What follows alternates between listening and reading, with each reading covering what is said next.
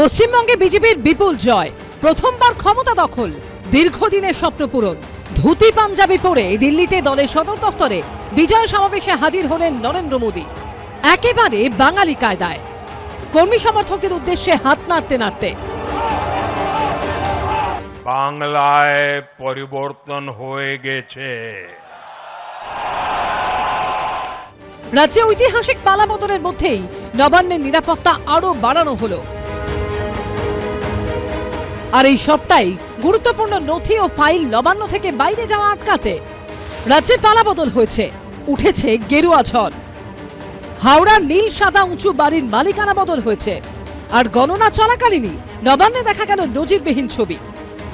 নবান্নের বাইরে ও ভিতর কার্যত মুড়ে ফেলা হয়েছে কেন্দ্রীয় বাহিনীর নিরাপত্তায়।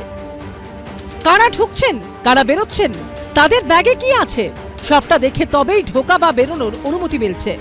নবান্ন থেকে বেরোনোর সময় ব্যাগে কি কি নিয়ে যাচ্ছেন যারা বেরোচ্ছেন তারা, এবং তার সঙ্গে সমস্ত ফাইল রয়েছে, যে সমস্ত ফাইল রয়েছে সেগুলো কিসের ফাইল, এবং তারা কি এখানকার কর্মী, যদি কর্মী না হন তাহলে তারা কে, এবং যদি কর্মী হন তাহলে কোন ডিপার্টমেন্টের, এবং তাদের সমস্ত পরিচয় কি আছে।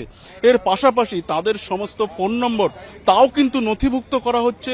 ব্যাগ চেক করা হলো, বডি সার্চ করা হলো, ফাইল সমস্ত কিছু। অন্যদিন হয় না, কোনোদিন হয় না। এরই মধ্যে এদিনই মুখ্য সচিবের দপ্তর থেকে একটি নির্দেশিকা জারি করা হয়েছে। নির্দেশিকায় বলা হয়েছে, সমস্ত বিভাগীয় সচিব এবং অফিসের প্রধানদেরকে এটা নিশ্চিত করতে অনুরোধ করা হচ্ছে যাতে কেউ গুরুত্বপূর্ণ নথি ফাইল সরাতে বা নষ্ট করতে না পারেন এবং অফিস থেকে নিয়ে যেতে না পারেন। করা যাবে না কোনো অননুমোদিত স্ক্যানিংও। এর আগে নবান্নের নিরাপত্তার দায়িত্বে ছিল শুধুমাত্র রাজ্য পুলিশ। নবান্নের বাইরে তো কেন্দ্রীয় বাহিনীর জওয়ানরা রয়েছে, পাশাপাশি ভিতরেও কিন্তু কেন্দ্রীয় বাহিনীর জওয়ানরা রয়েছে, এবং যা অন্য দিনে এই ছবিটা কিন্তু দেখা যায় না। এর পাশাপাশি দেখাতে বলবো যে এই নবান্নে ভিতরে যাওয়া এবং বেরোনোর যে সমস্ত পথ রয়েছে সেই সমস্ত পথেই কিন্তু কেন্দ্রীয় বাহিনীর জওয়ানরা রয়েছে। একটু আগে যেমনটা আমরা দেখছিলাম যে তারা কিন্তু এখানকার পুলিশ কর্মীদের থেকে পুরো বিষয়টা জেনে নেওয়ার চেষ্টা করছেন, কোন পথ দিয়ে ঢোকা হয়। 15 বছরের দুর্নীতি নবান্নের 14 তলায় আছে, এবং অনেকবার নবান্ন অভিযানও হয়েছে।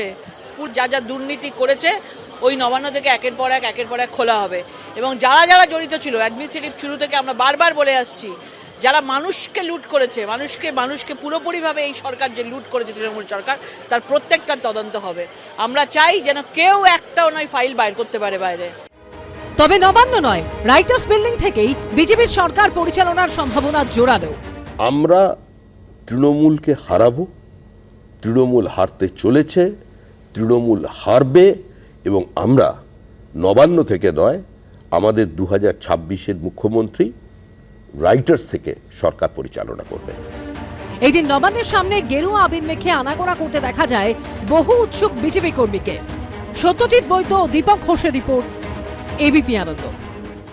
এবিপি আনন্দ, এগিয়ে থাকে, এগিয়ে রাখে।